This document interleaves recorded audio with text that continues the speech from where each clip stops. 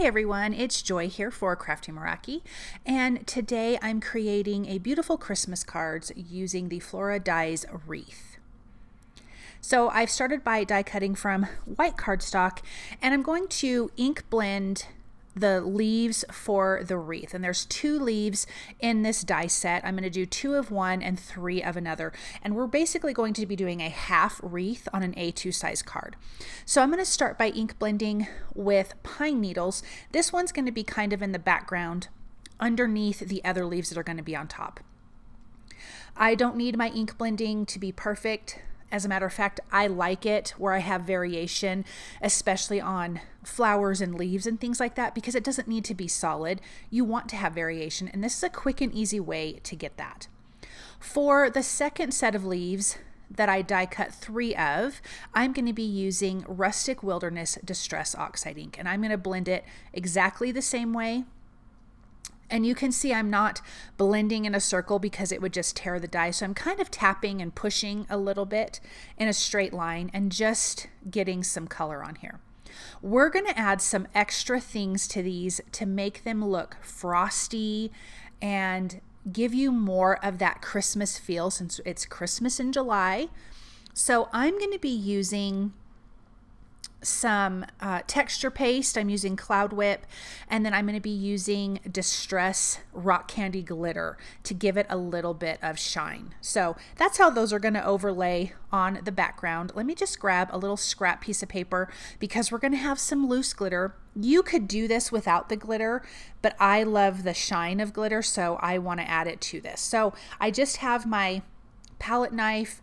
I'm going to take just a little bit of this paste, and there is no rhyme or reason other than I'm trying to keep it more towards the tips of the leaves, but I don't really think that matters either.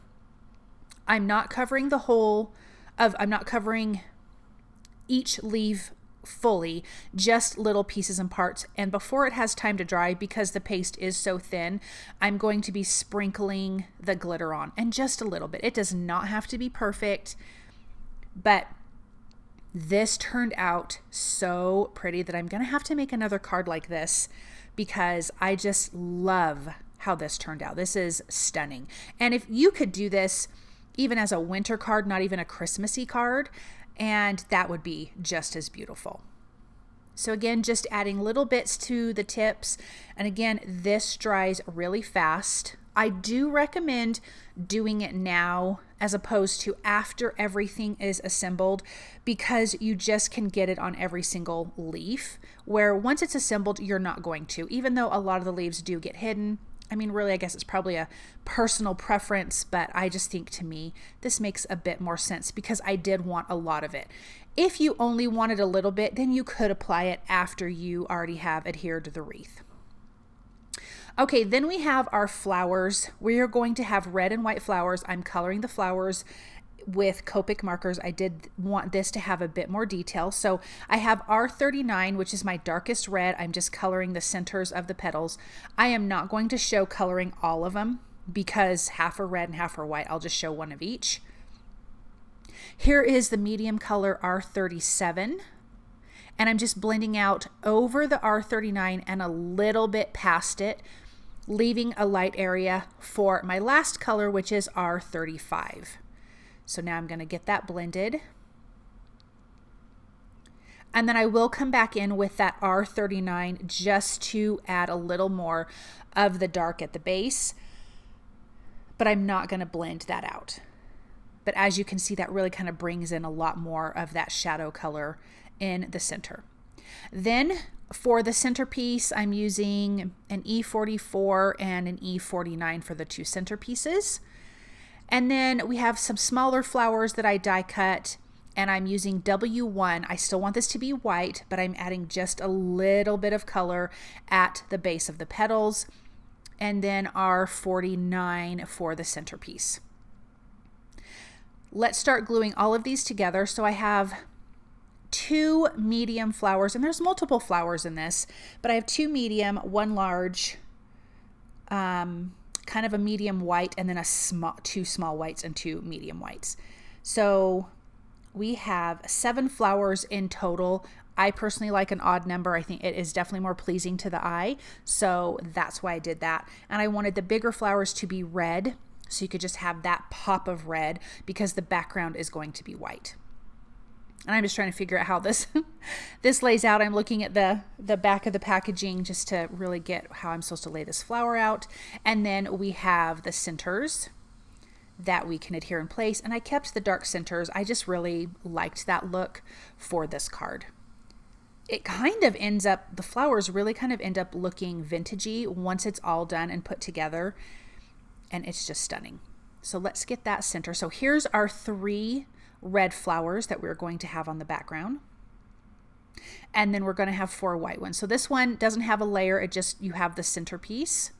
And I did all the whites the same with that W1 marker at the base of the petals. So I'm sure you can't see it on camera, but it's super light, but it does give it a little something. So you have like a little bit of shadow there at the base.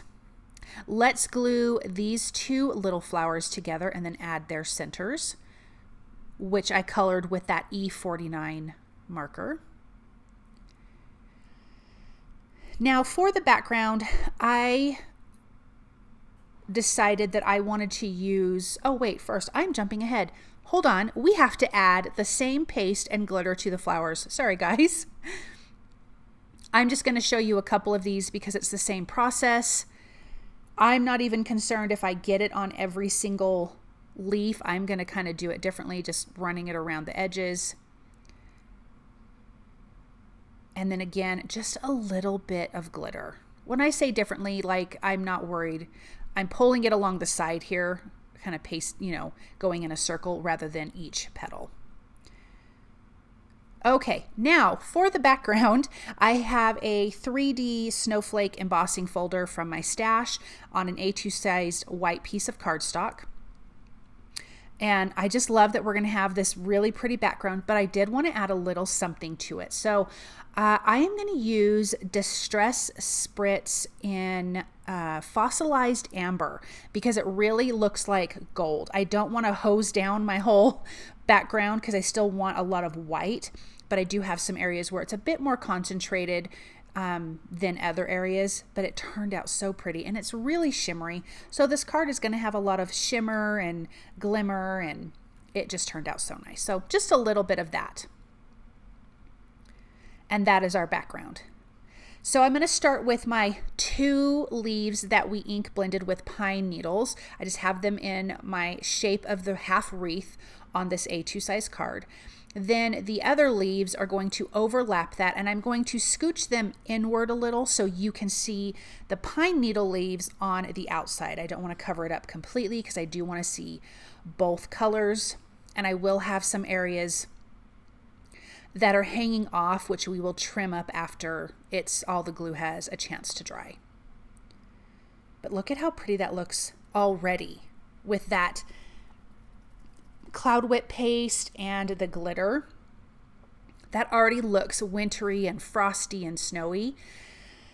And then once we get these flowers popped into place, it just turns so magical. I love this so much. So I'm just laying these out, making sure I like how they go. And I'm going to use a lot of liquid glue on the background because there is glitter and paste involved, and depending on where my flowers land on the leaves, I want to make sure that it can really stick good. So I'm going a little overboard on the liquid glue, but once it dries, they're not going anywhere. So let's get our last 2 down. And then I have a sentiment from my stash. It's a Christmas sentiment that it was already done ahead of time, and it was gold heat embossed. And it says, wishing you a joyous holiday. So I'm gonna add a little bit of foam adhesive on the 2 ends. I was just deciding where I wanted it to go. I'm gonna go with this upper spot because it has a little more open area that I'm not covering up any flowers because I think the flowers are just beautiful. So you definitely can take a non-Christmas floral die and turn it Christmassy just by doing Christmas colors and, you know, maybe adding some glimmer and glitz and glitter and sparkle and all kinds of things. You can turn it into a Christmas card. So I want to make sure that's nice and straight. I also added a little bit of liquid glue to the back of that. I'm going to trim the excess off here, and then I decided to use some white pops of color just to add a few white dots on some of the leaves in the background. You could also do red if you wanted like little red berries, but I just really loved the red flowers, but I did want to bring in a bit more white to this. So just a few dots here and there, and then this will be adhered to a white A2 size card base.